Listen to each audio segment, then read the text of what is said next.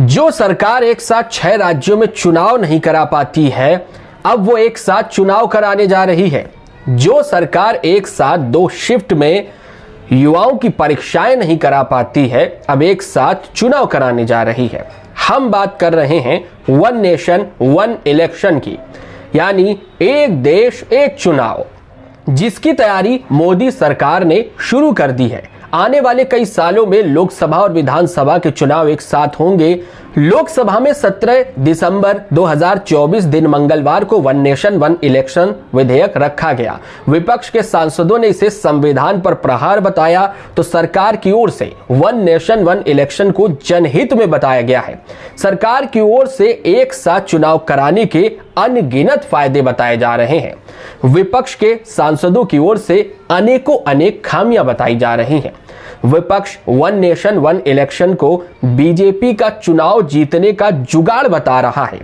पहले one nation one election के नुकसान जान लेते हैं। कहा जा रहा है कि एक देश एक चुनाव से क्षेत्रीय पार्टियां खत्म हो जाएंगी। चुनाव सिर्फ एक चेहरे पर होगा, जैसे 2014 के बाद से हो रहा है कि वोट तो मोदी को ही देंगे। वोटरों को यह पता नहीं है कि उनका सांसद कौन है और वो एक चेहरे पर आंखें बंद करके वोट डालते हैं। यही होने वाला है एक देश एक चुनाव के बाद। अभी तो फिर भी क्षेत्रीय पार्टियां जिंदा हैं। लोग अपने लोकल मुद्दों पर वोट करते हैं, लेकिन जब एक साथ लोकसभा और विधानसभा का चुनाव होगा तो लोकल मुद्दे गायब हो जाएंगे। भारत में लोकसभा और विधानसभा का चुनाव अलग अलग मुद्दों पर लड़ा जाता है। यदि एक ही चुनाव होता है तो इससे वोटिंग पैटर्न का मुद्दा भी बदलेगा और इससे स्थानीय पार्टियों को बड़ा नुकसान उठाना पड़ेगा, यानी छोटी पार्टियों का अस्तित्व खतरे में पड़ जाएगा, या ये कह सकते हैं कि ये छोटी पार्टियां खत्म हो जाएंगी। और फिर अब बात करते हैं पूर्व राष्ट्रपति रामनाथ कोविंद की अध्यक्षता में गठित कमेटी ने जो वन नेशन वन इलेक्शन पर रिपोर्ट राष्ट्रपति को सौंपी है। उसमें यह बताया गया है कि 2 चरण में चुनाव होंगे। पहले लोकसभा और विधानसभा चुनाव का साथ चुनाव होगा और फिर 100 दिन बाद नगर निकाय और पंचायत चुनाव कराए जाएंगे, यानी फिर भी सभी चुनाव एक साथ नहीं कराए जा सकते हैं। सरकार की ओर से कहा जा रहा है कि इससे फायदा ही फायदा होगा।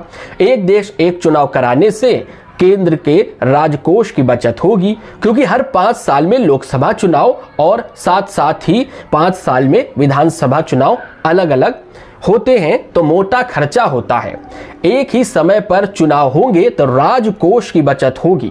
चुनाव के समय राज्यों में आचार संहिता लागू होती है और ये रिजल्ट तक जारी रहती है, जिसकी वजह से विकास परियोजनाएं जो होती हैं वो बंद हो जाती हैं, काम रुक जाता है और इनमें देरी होती है।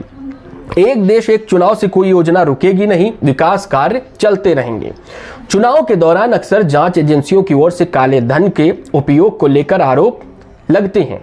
ऐसे में एक देश एक चुनाव होने पर इस तरह की घटनाओं पर रोक लगेगी, यानी काले धन पर रोक लगेगी। चुनाव के समय देश भर में फोर्स को लेकर कई सरकारी कर्मचारियों की ड्यूटी लगती है। इससे उनके सरकारी काम में भी व्यवधान होता है। ऐसे में एक बार में ही अगर चुनाव हो जाते हैं तो चुनाव कराकर सब फ्री हो जाएंगे।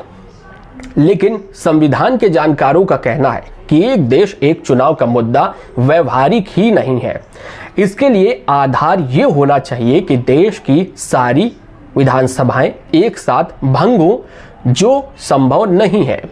कहा तो ये जा रहा है कि एक साथ चुनाव होने से देश की जीडीपी बढ़ेगी, देश के विकास को रफ्तार मिलेगी।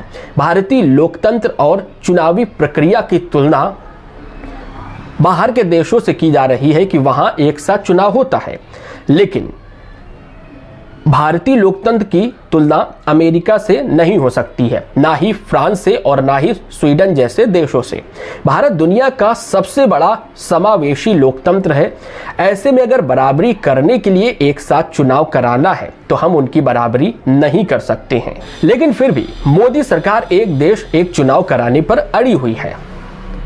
कहा जा रहा है कि एक साथ अगर विधानसभा और लोकसभा का चुनाव होगा तो 90,000 से ज्यादा ईवीएम की जरूरत पड़ेगी और 15 साल में ये ईवीएम बेकार हो जाती हैं, फिर से नई ईवीएम लानी पड़ेगी। यानी कि हमें अपनी मशीनरी मजबूत करने की जरूरत होगी। तो वन नेशन वन इलेक्शन के जहां एक तरफ फायदे बताए जा रहे हैं तो दूसरी ओर उसी के कई नुकसान बताए जा रहे हैं। फिलहाल देखना होगा कि ये बिल संसद में पास हो पाएगा और किस तरह से मोदी सरकार इस बिल को लागू करेगी, क्योंकि नंबर गेम पर अभी जो बिल है वो अटकता हुआ नजर आ रहा है। आपका वन नेशन वन इलेक्शन पर क्या कहना है हमें कमेंट करके बताएं। अगर आप YouTube पर देख रहे हैं और हमारे चैनल को सब्सक्राइब नहीं किया है तो चैनल को सब्सक्राइब कर लें, और अगर आप Facebook पर देख रहे हैं तो हमारे पेज को लाइक करें, पेज को फॉलो करें और बने रहें युवा पत्रकार के साथ। धन्यवाद। जय हिंद, जय भारत।